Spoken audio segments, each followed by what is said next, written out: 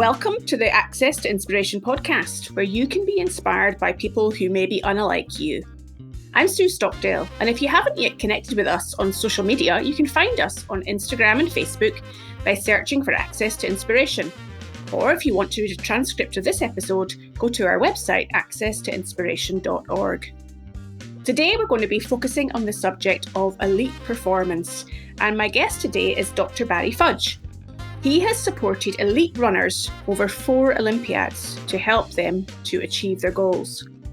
Barry has a PhD in physiology and was, until recently, head of endurance at British Athletics, where he constructed a world-leading endurance programme for both coaches and athletes, ensuring that when a British endurance runner stood on the start line of a race, they were the best prepared athlete in the field. So standing on the start line today, welcome, Barry. Hey, Sue, how are you doing? Fantastic. Well, it's great to hear from you. And I know that your programme was built around the motto of owning the start line, and it helped to produce the multiple Olympic successes of people like Sir Mo Farah, who's won 4 Olympic titles. So what is it that's really important when people want to be owning the start line? So there's a couple of things really that I focused on with the athletes and coaches. But the main thing was trying to get a bit of emotion going, which to spark that creativity with them. And the concept is that they start with the end in mind. So they visualize themselves standing on the start line, say, for example, in Tokyo next summer, and thinking about all the things that they need to do to feel confident, to feel happy, to feel like they're ready to go and take on the world when that gun goes off. So they start with that concept and it stirs some emotion in them, and it starts to make them think about, right, perhaps I need to have done this workout, or I need to have been this body weight, or I need to have spoken to this person, and so on. So it starts to create something that goes, right, by this point, next August, I need to have done this. And then it allows a conversation about how do you get to that point. Now, I can see that making sense with the athletes themselves, because they are the ones doing the work to be owning that start line. How does it work with the coaches? Because they're having to work through the athlete to ensure that the athlete's best prepared. So does it work the same way to motivate the coaches? I think it does. In many ways, it's more of a technical conversation as opposed to an emotional conversation. So for them, for example, there might be a specific set of workouts they needed to have completed by then. And sometimes it's very easy to think, I'll just do them by that point. But actually, the underlying physiology and the preparation required to get them to be able to do those workouts successfully takes a lot of thought. And it might start in October, the year before, and it might have various bits that they need to put in through the year to get them to that point. So it's more of a technical conversation as opposed to what is going to make me feel confident, what is going to drive that performance when I stand in the start line if you're an athlete. One of the things that really focused our minds in the UK many years ago was the film Chariots of Fire. If we can remember that visual of all the athletes running across the sand in St Andrews in Scotland. And inspiration really can have a pivotal role in encouraging people to strive for more than they think is possible. What inspired you to have a career in sport, and in particular in athletics? Just generally, sport is inspirational to people everywhere in the world, no matter where you are. It's something that does capture the imagination of people wherever you go and whoever you speak to. But for me personally, I grew up in a house where sport was massively important. My dad was Welsh, so we all played rugby. I've got a twin brother as well. So there was always fierce competitiveness around sport. And actually, the thing that got me into working in sport was, I don't know whether your listeners remember the old British Lions VHS tapes that used to come out after each tour. And for me, it was, if I can't play at that level, I would like to work at that level and be part of a team that contributes towards performance. So for me, it was watching that the team behind the team on those VHS tapes quite a while ago that inspired me to go to university and learn about sports science. What is it about sports science these days that really has such a pivotal role in influencing athletes' success? When I first started doing my studies in sport, most of the testing was done in the laboratory, and it was, quite an extensive process, a lot of control around testing and so on. Nowadays, technology with things like GPS and heart rate and all the fancy gadgets that are out there now, a lot of science is actually done in the field. So whether it's, measuring an athlete's sleep or whether it's measuring an athlete's run, there's all sorts of technology there now that allows the sports scientist to work with a coach to perfect performance, which is completely different than going in and doing a very controlled experiment in a laboratory. Would have probably been in a university 20 years ago. When I first started doing my PhD out in Kenya, which was almost 15, 16 years ago, there was no such thing as GPS out there in terms of running. Now everyone has a Garmin watch or something similar that they track their training runs with, and they load them up to the internet, and the coach looks at it, or they use it in a social media profile. So technology's had a big impact on the way sports scientists can work. You don't actually have to work in a lab anymore. You can do it all from a computer. And does that mean then that data and objectivity is playing a much more important role then? I would say so. I mean, I think that sports science as an industry has struggled with data in terms of there can be too many data points. And so some of these GPS watches, for example, are measuring 10 to 100 times a second. And so there has been a bit of a paralysis at times around which bits of data and how to use. And I think that the bigger advances that are coming in sports science and data is just figuring out how to use it better, or how to get the information you need out of it more efficiently. Data now is what people are very interested in, particularly teams where they perhaps have lots of players and so on, and they're able to do a very quick audit or analysis of where players are at. So in terms of the world of elite performance, which is what you've been immersed in for a number of years, Barry, what is it that you enjoy about working in that world?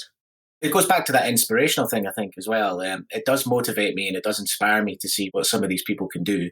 They literally are the best in the world at what they're doing. And it's an honor almost to be part of something like that and see it unfold. And it's particularly in the world of endurance running, it's the dedication. There's no such thing as an overnight success in endurance running. It's day-to-day grinding, grafting, sticking at it, lots of bad days when it's been tough. There's a lot to be said for dedication. And the thing I like particularly about the top end is the detail that you can apply, which kind of suits my personality of planning, analysing, and so on. So I can understand athletes and coaches, for that matter, being motivated to get to the top and to win an Olympic medal, for example. Yet I'm imagining it's a bit more of a challenge to sustain that success at the top over a period of years. So from your perspective, a sports scientist and somebody who's underpinning that success, what helps to motivate those athletes and coaches to sustain performance over time? It's actually a really, really tough thing to do, to stay on top. And very few sports people really stay at the top for a long time. They tend to be very exceptional people. Somebody like a Michael Phelps in swimming, or a Mo Farah in endurance running, or Usain Bolt in sprinting. They tend to be exceptionally talented individuals. But they do also go through very hard times in terms of emotionally, or things that happen to them that they have to dig in and work against. So they're definitely not immune to that. But there's something unique with some of these people that seems to sit inside them that drives them on for one reason or another. And it's very hard to put your finger around. But when I was doing my PhD, it was based in Kenya, and it was around why are Kenyans so successful in endurance running. And one of the things that really came out of it was just their background, their environment that they're living in, and their desire to get out of that living where, the average wage was $1 a day 20 years ago in Kenya. And the running world provided an opportunity for people to get out of the country, earn some money and come back. So I think there's different things that motivate different people. And that's certainly different than what would motivate a British athlete to go out and be successful right now. It's actually a very interesting area. But I think quite a lot of it is the people that are around you, the people that motivate you. It's not just about winning medals after medals. It's the people around you that keep you going, I think, is one of the things, for sure. So having a broader support system, people who are there to be with you during the highs and the lows, that is pretty important. Exactly, yeah. Particularly the lows, I think, is a really important thing. Over the years, I'd worked with Mo Farah and watched him go to countless championships. But the one thing I would say that probably kept him going was the variety in terms of we always had a different year. So although it's running, the setup, the sessions, the way we went about certain things, tried to vary it so that it wasn't boring. It did provide a challenge. And the beauty of sport is that there's always some new challenge to go against as well. There's always something you're chasing, whether it's one more year or somebody's record. So that's one of the things about sport, that if your body allows you, you can keep going. So people might assume that elite athletes are full on at all times, that they're operating at their optimum. Now, I'm imagining that recovery is actually quite a critical part of the entire process. Would you agree? And if so, how do you factor in recovery? 100% agree. Again, take something like Mo Farah. At his best training-wise, he's probably only training for about 15 hours a week. The rest of the time he's recovering. Somebody smarter than me could work out the percentages, but it's a very small amount of time that you're actually training. Most of the adaptations come when you're resting and you're recovering. So it's massively important to understand that, particularly in sport. The training's just one component that you have to get right. Recovery is a bigger component that if you don't get right, you'll never make it. And particularly as athletes get older, you have to concentrate on that recovery and rest even more. If your body's not as young and adaptable as it used to be, the recovery is even more important. And it's probably the same for life in general. It's massively important that people rest and recover and look after themselves. I'm thinking about some of the listeners who may be in the world of business. I think that health and well-being is becoming a much more prevalent part of the things to pay attention to in the workplace. Have you seen that? Yeah, for sure. I mean, again, if you just take it from the sport world, that, this 80-20 sort of idea which is probably around about what we're talking about. You 20% it is providing 80% of your gains. It's probably the same with recovery. And I think people in the corporate world can learn a lot from sport. And one of the things I particularly like is the concept of sprints, where you have a goal within a period of time. And in sport, that could be 4 weeks to 6 weeks, where you work very hard and concentrate on a certain thing. And then there's a block of recovery. And then you identify another 4 to 6 weeks and you go hard again. And then that works in life and business as well. That idea of identifying a target, which is quite close, going as hard as you can, having a break, going again. The human body likes cycles. If you're enjoying this episode, you'll probably want to keep up to date with all the news from us. Hop on over to our website at accesstoinspiration.org and subscribe to our newsletter. You can do this at the foot of the homepage. And while you're there, tell us about what you think of the podcast series and which guests you have enjoyed the most. We'd love to hear from you. That brings us on to the subject of Tokyo, of course, because the expected cycle of the Olympics this year has not happened. How do you think that athletes and coaches need to be adapting to the delay of the Olympics? It's a fascinating question because I don't think anyone really knows. I think the people that do accept where they're at and adapt instead of complaining and wondering what they're going to do will be the ones who be successful. Unfortunately, there's nothing really anyone can do. And this idea about you can only control the things you can control. You can't be changing the world. We can't be changing what's going on with coronavirus. So the ones who are able to adapt, accept it, move on, will be the ones that will probably be successful next year. The ones who spend the next 6 months worrying about how they can access their gym or where they're going to train will probably struggle. But yeah, it's a fascinating one. Who knows where we're going to be in 4 months' time, never mind 8 months' time. So it will be interesting. And I think even if we get to the Olympic Games and it goes ahead, but the crowds aren't there for one reason or another, again, it'll be fascinating on how people perform in an empty stadium without the usual buzz that they get from a 80 or 90,000 seater stadium. So I think that there's so many interesting questions about sport and COVID and what will happen. That's an interesting conundrum for us all to be observing as and when and if the Olympics happen in 2021. So thinking about your journey in sport, Barry, and your career, what motivates you to keep going? Through my journey, it's definitely changed from beginning to end. And I think over the last couple of years, it's been more about helping other people achieve their goals, or at least a realization it's about helping other people. I think it always has been. And I think now I'm no longer at British Athletics. When I was there, it was about helping those people that are identified by the Federation to be successful at Olympic Games. Now it's about helping a broader group of people, and it will be athletes, it will be coaches, but it could also be business. People who are interested in an insight into high performance sport and the detail and the planning that goes into it that might fit a business model that's similar. So it's very much about using some of the knowledge, experiences, some of the science from high performance sport to help other people in a broader sense. That's it. And it's quite exciting, and we'll see what happens. As you've been going along on your journey, Barry, how or who motivates and inspires you? I'm always massively inspired by the athletes in terms of what they're doing. I think it does drag you along in terms of their story, their journey, their challenges, their highs, their lows. One of the misconceptions probably, if you work in sport, is that it's this glorious lifestyle and it's great and all the rest of it. The reality is that there's normally a moment at some point where it comes good. The rest of it's hard work, it's grafting. And I really enjoy contributing to that journey, even if they're not winning the gold medal. It's helping people for me, is massively inspirational, and it does motivate me. I do love sitting watching sport as well on TV, and I think that does motivate me to keep doing that type of thing. But I am motivated in a slightly different way now in terms of trying to use my experiences over the last 4 Olympiads that I've been part of elite sport to help other people. And it does make me wake up in the morning with a slightly different emphasis than what I was doing before, but it's nonetheless very rewarding. So the sense I get from what you've talked about on a number of answers to the questions is about the importance of attention to detail. And I'm just wondering if you can give us some examples of what sort of details are athletes and coaches paying attention to these days. You touched on the idea of technology as something that can give us detail.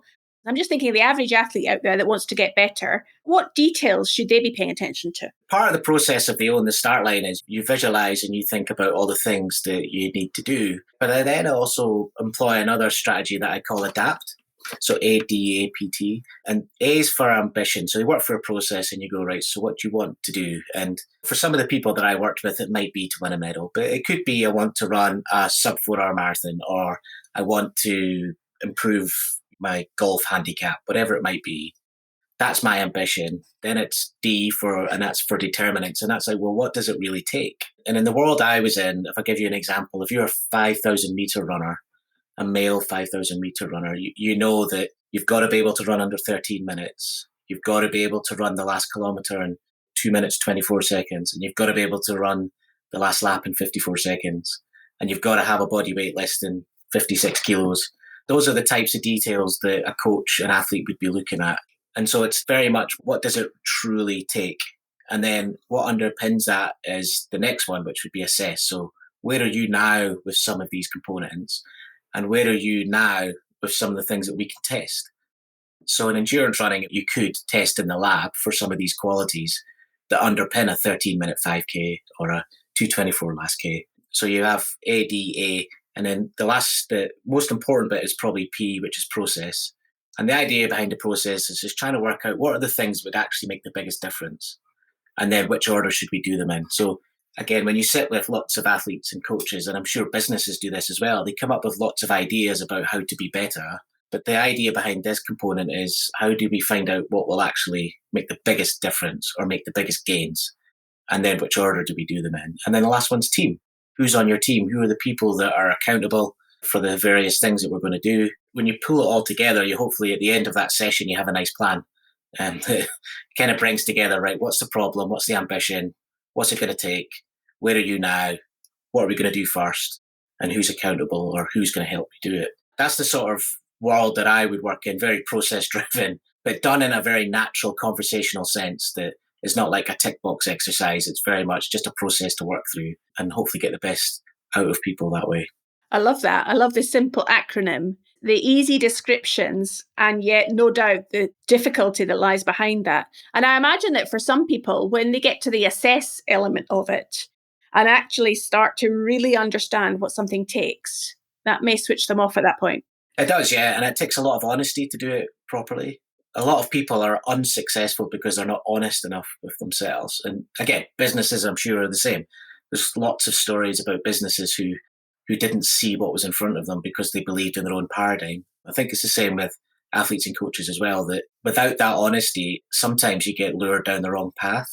Also, I think bringing somebody in external as well. So in my previous role, although I was the head coach for the program, I was external in many senses to most of the conversations athletes and coaches would have together.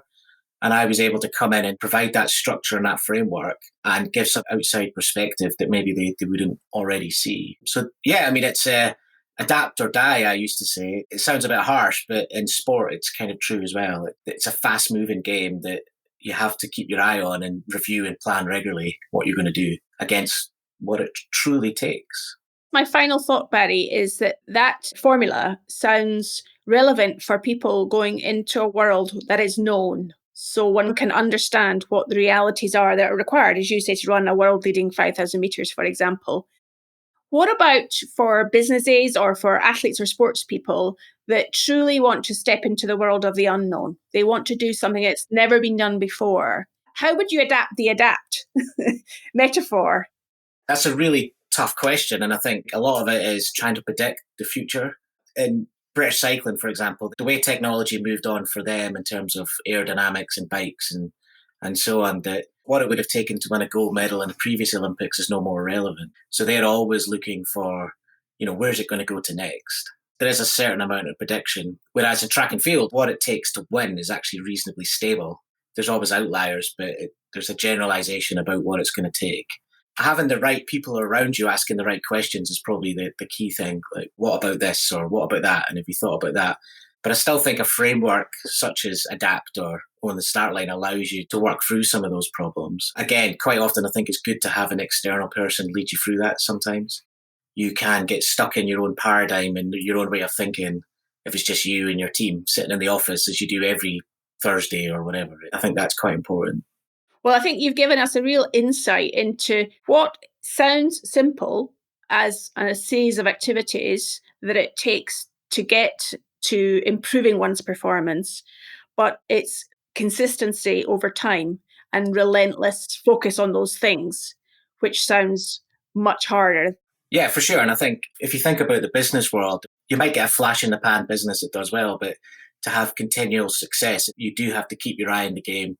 You do have to keep planning and reviewing and checking where you're at, moving forward and adapting all the time. And it's exactly the same in sport. It's no different. And it does take quite a special leader or person around you to keep you in that frame of mind and not take it for granted. I'm sure listeners can think of all different types of companies that haven't adapted and moved with the times. A good example might be Nokia with the phone. They were once the top companies in the world, but they didn't adapt and they didn't move forward with what was happening. And sport and business is exactly the same.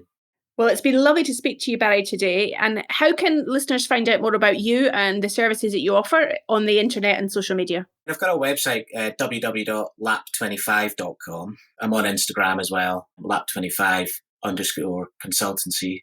I'm just starting out with some new projects. My company's based around education, support and inspiration. And lots of hopefully exciting things from the world of high performance sport that can help lots of different people in lots of different walks of life. Fantastic. Well, it's been inspiring to talk to you today, Barry. Thanks so much for your time.